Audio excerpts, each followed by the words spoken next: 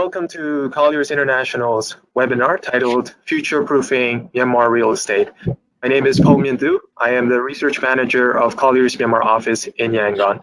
Before we start, I would like to thank all the audience for tuning in our webinar this morning. Our panel discussion will take about an hour, and it will be followed by the Q&A section where the audience will be able to raise questions to our panelists through the chat box. We have invited distinguished panelists from both public and private sector to give you better insight on the Myanmar real estate market. Our next panelist is Mr. Stephen Purvis, who is currently the head of Yoma Land. He has more than 30 years of experience in the real estate development, including substantial mixed-use city center projects in emerging and developed markets. Yoma Land has and continues to develop a strong reputation in the Myanmar residential market. I think residential market is really one of the topics that are very timely at this point, given the performances there are in across all the spectrum of the residential sector, especially in the upscale or in luxury, and even on the middle income segment. Yoma Land approach focuses on developing large-scale residential developments, and we've seen that with Star City, with Panlang as well, and hopefully with the Yoma Central in the next 2-3 years. Right. They have likewise expanded their offerings with City Loft, which is very interesting because affordability remains an issue in Yangon. There are a lot of challenges sort of introducing competitively priced products in this market, given that land prices can also be very expensive and construction costs is relatively higher, which later on Andrew Kant from Maximent will also give his insights. Right. Going back to City Loft, I think this is a good topic. City Loft arranges favorable mortgage repayment terms of up to 25 years with domestic banks, which allows for a larger proportion of Myanmar's population to own a new home. With the lack of financing options and the high cost of housing, new home ownership remains out of reach for most of Myanmar's population. Despite this, many developers continue to introduce more upscale projects, and it's becoming more challenging for buyers to purchase a new home. At present, condominium projects are sold at a range of 200 to 600,000 US. And this is something that I have witnessed since I've arrived here 8 years ago, wherein condo unit prices are really on the upper end of the spectrum. Right? Unlike in other countries, we're in entry-level condominiums, which has basic amenities and facilities, can be accessible at a very more competitive rate, which is ranging between 50 to 100,000. I think that's where City Lofts is also categorized at. So we will be having some discussions with Andrew now, and we'll be raising Stephen, with 3 discussion points. And I think to begin with is, does Yoma Land plan to come up with more affordable housing in the future? Tantamount to that, what does affordability really mean? Say, for example, in other countries like the Thailand or Philippines, there are specific definitions of what affordable means, and it's even segmentized into more tiers or categories like economic or social economic housing, low income housing, affordable housing, upper income, etc., etc. I think that's one of the key topics that our viewers would really want to understand. Second to which is, we understand that the upcoming Yoma Central is seen to be a prominent upscale development. What is Yoma's take? So Stephen, what is Yoma's take on the future of luxury projects given the challenges in this specific segment? And just to touch base also lastly on mixed-use developments being a preferred format in the future given the impact of COVID-19. I think practices around the region now with mixed-use developments being a more efficient residential type of living or lifestyle living, having access to or proximities to key essentials such as healthcare and even retail. Right. So I'm giving the floor now to Stephen to give us some insights and walk us through how Yoma is performing given the current situation. Stephen? Thank you, Carlo. Can you hear me? I think so. Great. Yes. So Okay, good. So good morning, everybody, and thank you, Your Excellency, for a very thorough and interesting presentation.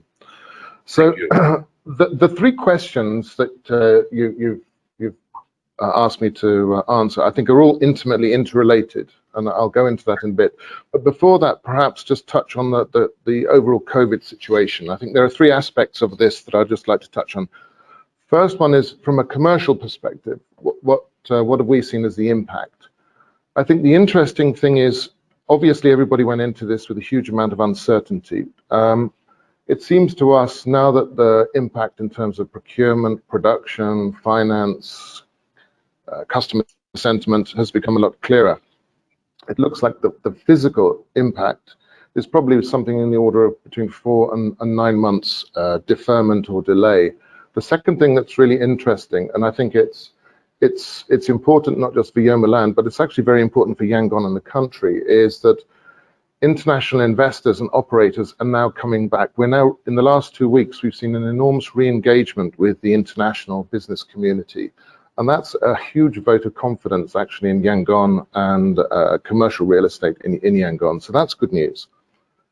Second point I'd like to make with respect to COVID is it's also become very clear from talking to people how we behaved during COVID. That's all of us as individuals or corporations. How we behave during COVID is going to define our future. I'll quote a CEO, Asia-Pac CEO of a big international company that said to me the other day, he's in the retail sector, he said, we will never forget the people that were good to us during a very challenging period, and we will never forgive those who are not.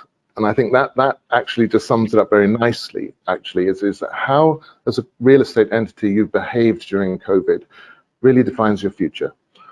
Third point, I would say, is that COVID has been a fascinating period. It's a lot of suffering and misery for a lot of people, but what it has done actually is accelerated a lot of underlying trends. And those trends are actually captured in those three sort of headings that you brought up, which was luxury, mixed use, and affordability. We don't see anything new that's come out of COVID. It's just simply accelerated pre-existing trends.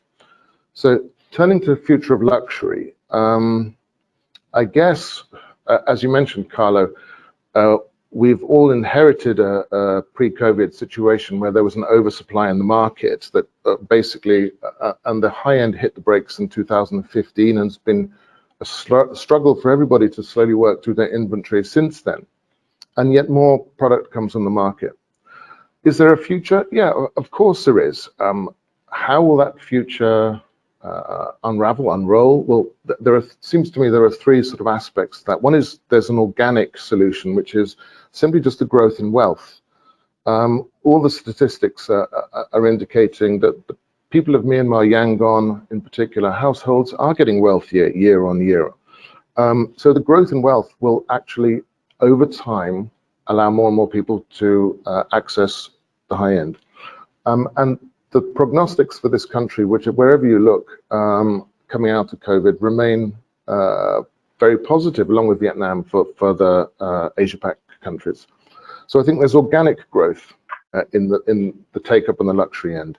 There's also government intervention. The two game changers there will be a full rollout of the condo law and obviously more liberalization on the access of property to foreigners. Whether the government chooses to do that and when, that's for the government to decide. Next thing is financial liberation, lower rates, part of the strategy that His Excellency unraveled. Three elements, or one on its own, that will actually determine whether or not there is a happy ending to the luxury end of the market. So that's the simple answer, but I think a much more interesting answer to that question starts with the definition.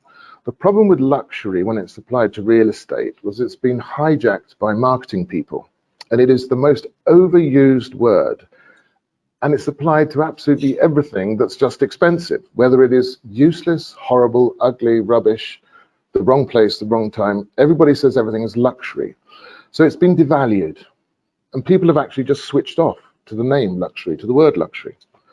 And highly subjective. The truth is it's very subjective, and it means different things to different people. So, you know, a $5,000 Louis Vuitton handbag is luxury to somebody, and that kind of person, if they switched from a chlorine swimming pool to an ozone swimming pool, that's a luxury statement.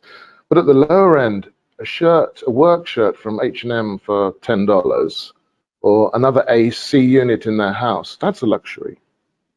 So we have to understand that luxury is, for everybody, is really, it's not something they normally have but would love to have. So a developer has to try and understand this from the perspective of every single building user. Actually, there's a strong cultural component to this as well. It's not just about wealth.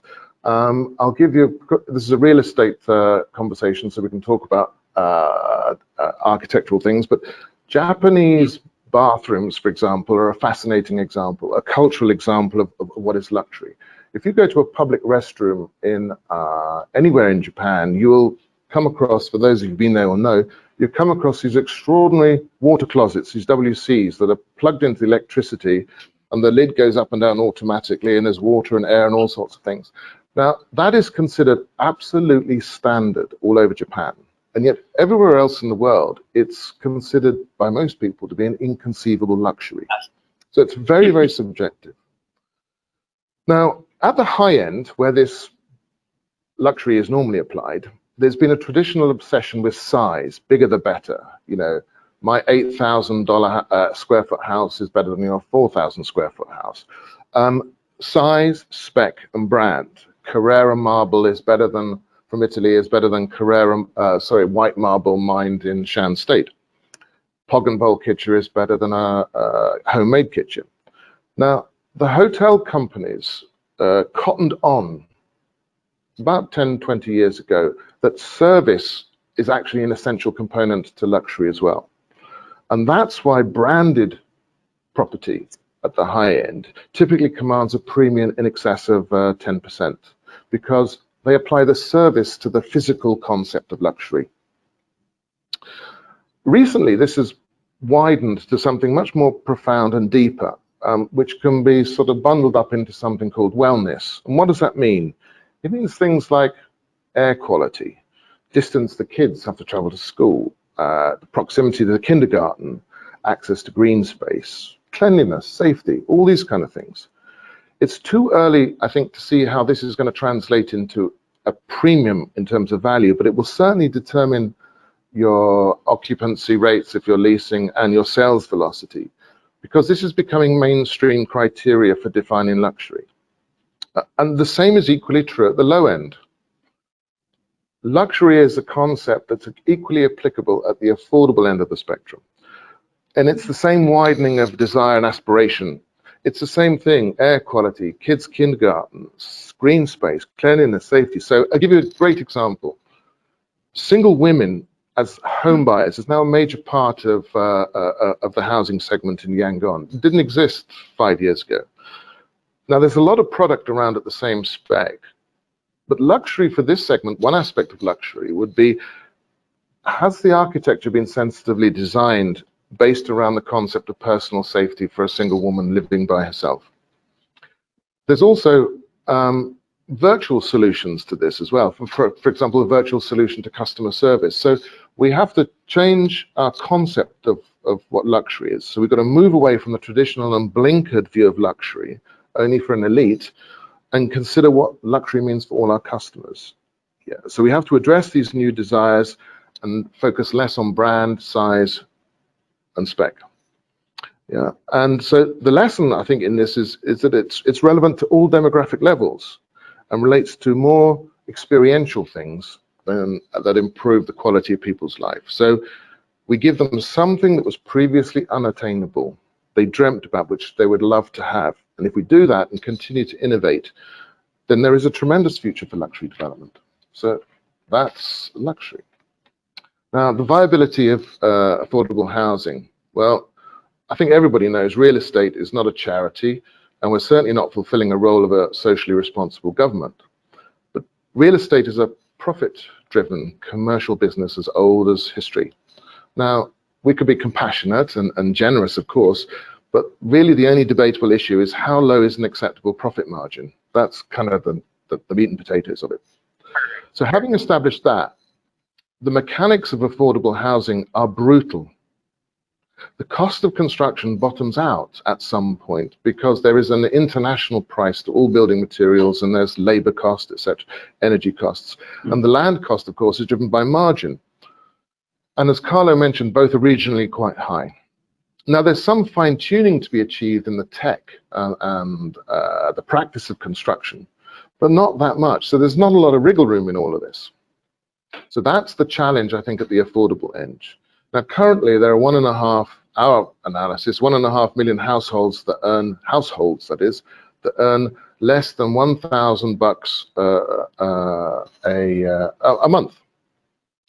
Now, that segment of the population is in turn fed by a large and poorly understood shadow community of squatters and transients, people who don't really have a solid permanent housing solution. Now, for this segment of society, it's kind of impossible for a commercial real estate business to provide a housing solution without significant state subsidy. And if we, in the real estate business, look at the maths, the result is that there's a market that we can start to deliver homes, permanent home solution for people, starting at around, as you mentioned earlier, Carlos, 35 to 50 grand, depending on various factors. So the good news is that pre-COVID, the household income, as I mentioned earlier, in Yangon was increasing at a rate of about 15%. And that's fantastic, because that means that there are all these people escaping poverty and starting to get on the housing ladder.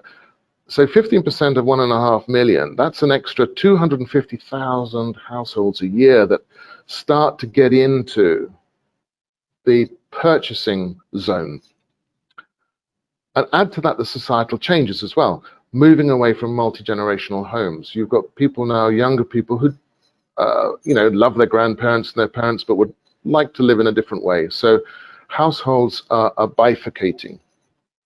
And then you've got rapid urbanization. We're moving from a 20-80 split, rural-urban, to 80-20, urban-rural.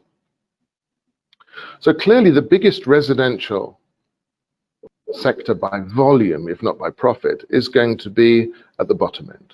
And you add to that changes that have come in as a result of the mortgage reduction in the mortgage rates, and that adds a significant multiplier. So the problem I think we have with affordable is it's got the reverse marketing problem to luxury. All the associations to many people with the label affordable housing is quite negative. People assume that that has to imply bad quality, bad design, rotten maintenance, bad location, no services, no amenities, all that stuff. It's all very negative.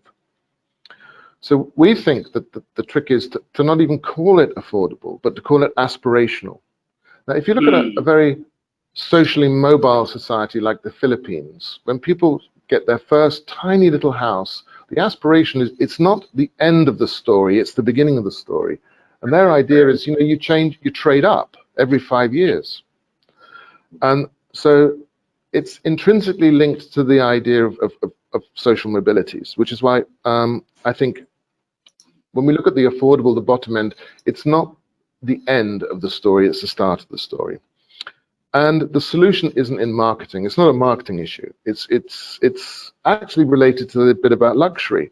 You mentioned that we focus on large-scale developments. And the reason we do that is because with large-scale developments, you can amortize the cost of all those social amenities and things that actually add quality of life and luxury to people at the lowest income end spectrum. With a large development, you can afford to have a clinic, a dentist, shops, football area, all that kind of stuff, somewhere for the old folks to go, kindergartens.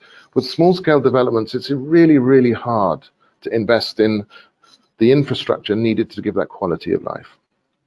So I think that's why, again, as mentioned at the beginning, the concept of luxury and affordable are not mutually incompatible terms. They're related to each other. And then finally, mixed use.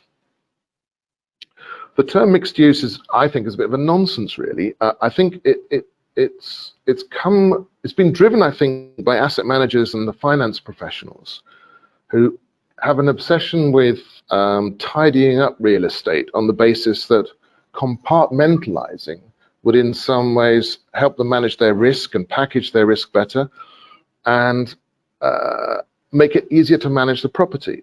But the problem is people and society is basically untidy. We're not tidy people. The smallest element of the built environment is a village, completely unplanned, organic, and that's a mixed development. It's got a place to work, a place to worship, a place to relax, home, place to buy your food, eat your food. It's got everything. It's a mixed-use development, grown completely organically. And whether it's a village or a city block, that, left to their own devices, people create mixed-use developments because it makes them most happiest and most efficient.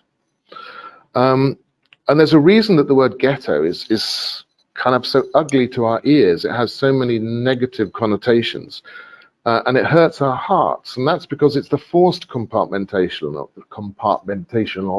of life. I'll get out in a minute. Society performs best when it's mixed use. That's when it's happiest and that's when it's best. Now, again, scale obviously helps. Whether it's a suburban location or a city center, you've got to invest heavily, often from the front end. But by establishing mixed use, it definitely pays off in the end. So it benefits society environmentally, financially, and socially. In terms of finance, for example, just quickly, and then I'll finish. We all know real estate is a cyclical business, but not all sectors and segments are in synchronization. So whereas at the moment we're just coming out of a bit of a prolonged dip in the office market, slowly clawing our way out of it, the retail has been buoyant all this time. So actually it helps mitigate risk if you've got a variety of different segments within the same development, rather than just bundling all your eggs in one basket. And the same is true of the social sustainability and the environmental sustainability. It's very difficult to afford, whether it is renewable energy solutions, green space, etc., if you're doing a development that's relatively small. So it's a much more balanced, but admittedly untidy risk, and it's it will always be more, it will always make for a better work, live and play space. So I think in conclusion, mixed-use developments is basically the past of real estate. It's the present of the present of real estate, and it's the future of real estate. It's just how people want to be. And that's kind of why at Yoma Land we're focused on the concept, the general concept of building better communities for Myanmar and its people, because that's really what it's about. Correct. I do have a lot of, you did raise a lot of items that I'd want to follow through with questions, but I'm prompted that we have to move on to the next panelist. Overall, I think I totally agree with everything you said, especially on how marketing has sort of shaped what luxury means. I think many of us would agree that we've seen a lot of luxury developments, or sort of luxury developments in Yangon, but after completion, it tends to shortchange in terms of deliverables. And I think that is really one thing that has to be sort of, in terms of mindset and connotation, what luxury really means. I think that has to be improved further. I really wanted to discuss about affordability and to talk about your City Lofts project, or if there are any other lower tier type of developments in the future. And you did raise some challenges into that if we venture into having this low profit margin type of projects. But I guess we'll try to save that for the Q&A section later. I think this is addressed to Stephen. So Star City Zone A has been one of the successful projects back then in, I think this was 2015. Product prices were introduced at 50,000 or even at more competitive, the competitive rates at less than that. Now that there is a City Loft, what are Yoma's future plans? Is having this type of products or development be a more viable or feasible project in the future? What are your advice to similar developers who would want to endeavor into this type of segment? Stephen, something that you would want to answer? Yeah, I think of course in Yoma we're guided very heavily by the inspiration and direction from our chairman. Star City is not a speculative development. That's something that was started 20 odd years ago. So I think the point is for that kind of development, you're in for the long game. And it's a long-term relationship with the people around you, your customers, your contractors, with everything. It's you're in for the long haul, and you have to invest heavily front end as well. So you need deep pockets to be able to weather the cycles of the market, and you have to never lose the respect and trust of your customers, and continue to develop and innovate. I mean, we started off with one very particular segment of the market. We've expanded it to more of the aspirational end, and we've recently just launched, the last couple of weeks actually, the post-COVID world, launched a landed property there for people that higher up the value spectrum. So it's, I think, two things. One, you've got to be flexible. You have got to respond to and respond to what people actually want. And two, you've got to be in it for the long haul and invest in the infrastructure, because if you don't, you'll never succeed. Understood. Thanks. There are still a lot of questions, but I hope we can also spend some time to develop some of the ideas here. But this question, I think, is also very critical, and it's addressed to Mr. Stephen Purvis. We all have different opinions to this, but I guess the others can also answer. Where do we think the prospects of Myanmar real estate is heading in the future after COVID and after all the challenges there are that the country is facing? So maybe Stephen can answer first, and perhaps the rest of the panelists can also give their insights and thoughts into it. I think, as all the panelists have alluded to so far, the rest of this financial year definitely is going to be a bit of a bumpy ride for some people, whether you're a consultant or a contractor or a buyer or whoever. It's not going to be easy. I think, actually, thus far, in comparison to many other countries worldwide and regionally, Myanmar's done extraordinarily well. We as a company certainly were much more pessimistic in February than we are now. So I think that's the good news. There are signs already that the market is coming back in terms of consumer confidence. We are making sales. And that's a fantastic and very obvious benchmark of consumer and society confidence. We're selling real estate. And there's, I think, things that were going to continue to impact the market, the uncertainty and the duration of the quite significant restrictions on international movement is going to have a big impact on this. And that's not necessarily just to do with what happens at Yangon International Airport. It's the other airports and the other countries in the region. But while there is no free flow of people, business will be extremely challenging for everybody. So I think that's going to be the main game changer. The period it's going to take for the world to find a vaccine and sort the mess out is the key to it. Long term, as I mentioned before, I think all COVID has done has accelerate trends that were there already. The macro picture for this country is extremely positive, as evidenced, as I say, by continuing international interest and investment and participation. Right. Stephen, you've mentioned that you are making sales, where in fact, when we are looking at our the database, or at least the research findings that we have, although some projects are fairly doing well, the others are also witnessing some default payments or default buyers.